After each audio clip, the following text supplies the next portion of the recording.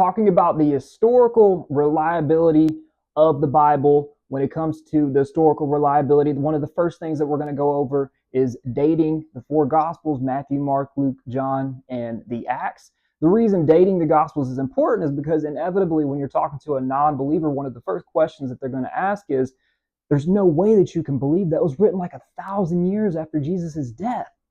Well, that's one of the things that we're going to go over today. By the way, guys, my name is Daniel Wilson. Welcome to the Faith and Fit channel. I'm a Christian, lived with an atheist for a year, had no idea how to defend my faith, and I don't want you to be one of those Christians.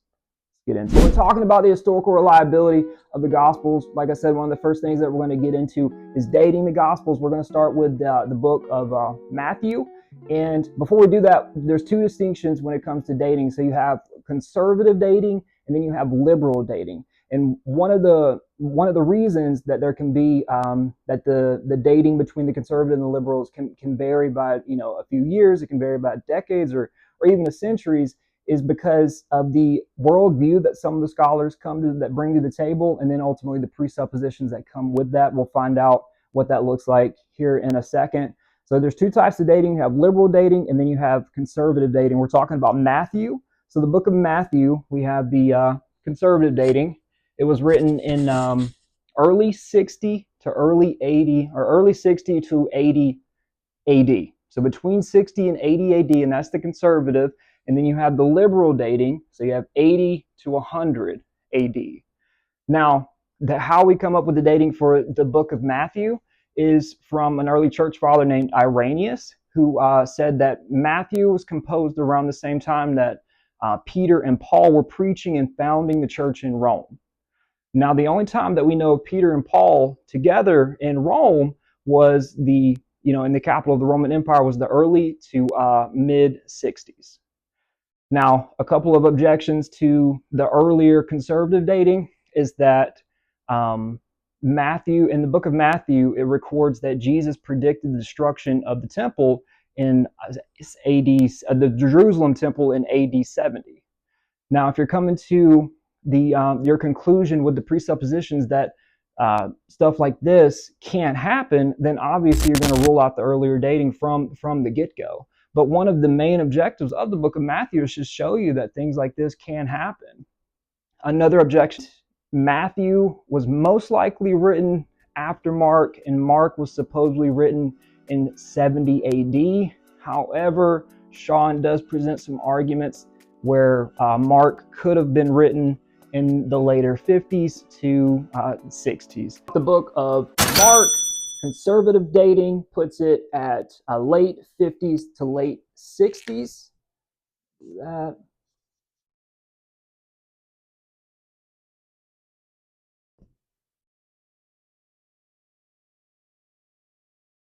The late 50 AD to 60 AD, and liberal dating puts it around 70 AD.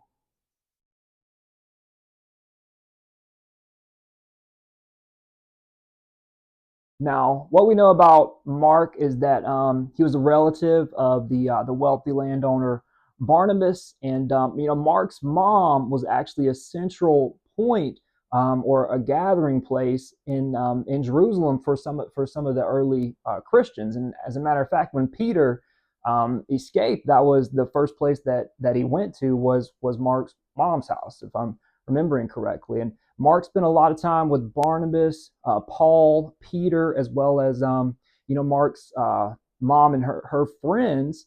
And we know from the testimony that the women were the first ones to discover the empty tomb. And so we believe that Mark would have spent a lot of time with them, as well as Barnabas and Paul in the early travels from Antioch, and that's where he would have received a lot of the oral material that we find that's written down. When it comes to dating, it's notoriously difficult to date, but Mark was definitely a good associate of Peter, given that there was a considerable amount of attention given to him in the book of Mark. And the beginning of the book is about him, the end of the book is about him. So what most likely was written before Peter was martyred, and we believe that was sometime around 65 AD, either shortly before or shortly after Peter's death. So that's the book of Mark. Moving on to the book of Luke. So with the book of Luke, conservative dating is the early 60 AD to 80 AD. Of Luke. Conservative is 60,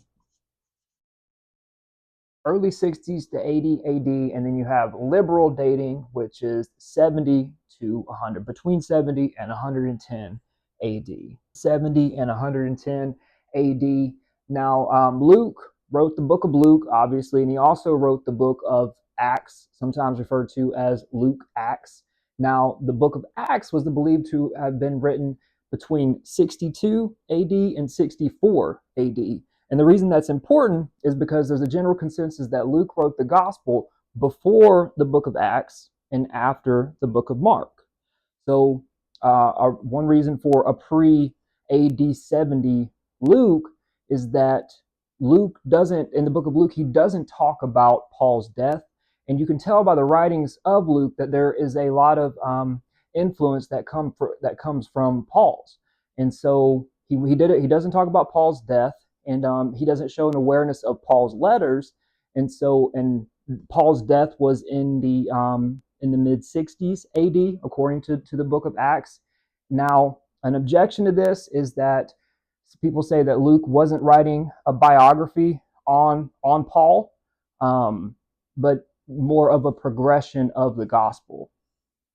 Now, again, so Luke, early 60 to 80, liberal 70 to 110. Before we move on to the book of John, we're going to talk about the book of Acts and give some reasons for a pre-AD 70 for the book of Acts. So for the book of Acts, conservative dating is between AD 62 and 64. So running out of room here. Away with that.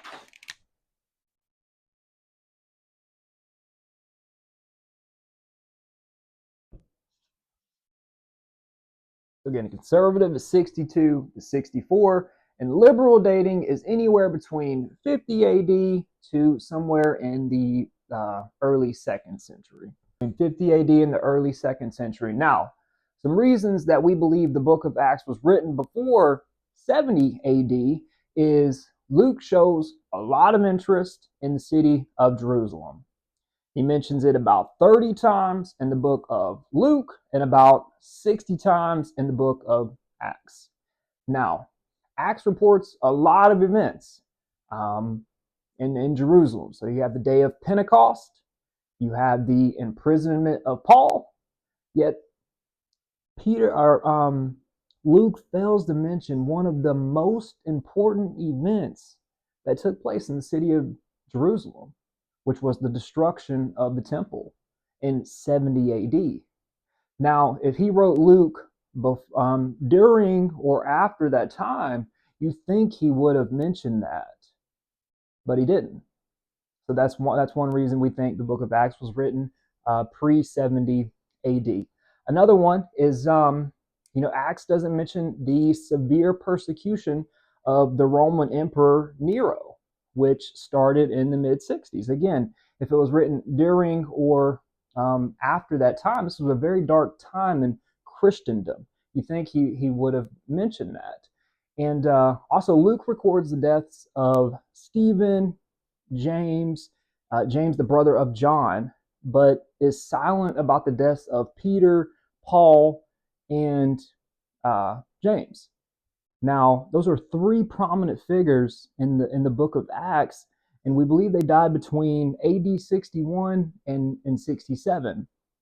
If the book of Luke or the book of Acts was written during that time, you would have thought that he would have mentioned those three prominent church figures in the history of the early Christian church, but he didn't. Again, those are three reasons why we believe the book of Acts was written pre-70 AD. Moving on to the book of John. Dating the book of John, Sean really points out that there is no definitive evidence for a specific point in time to date the book of John, that it could literally be anywhere between 60 AD to 100 AD. Now, most conservative scholars will date the book of John between 60 and 100 AD, and liberal scholars will date it a little bit later, so 90 AD to 100 AD. Like I mentioned before, Sean, he mentioned there's really no definitive evidence to point to a specific point in time. Now, if we did have to point out, just a tentative date, we would point to AD 80 to 85 as to when John wrote his fourth gospel, and that would allow for some time between the fourth gospel and when John wrote his three letters, which were probably written in the early 90s AD, and he wrote those to combat that an early form of Gnosticism that was popping up. Now, some objections that liberal scholars come up with when it comes to dating John a little bit earlier as opposed to later. Liberal scholars will give a later date because of John's emphasis on the divinity of Jesus, as Jesus Christ, him being the Son of God. They argue that it must have been written at a later date because the view of Jesus as God didn't form until later when legend ultimately took over.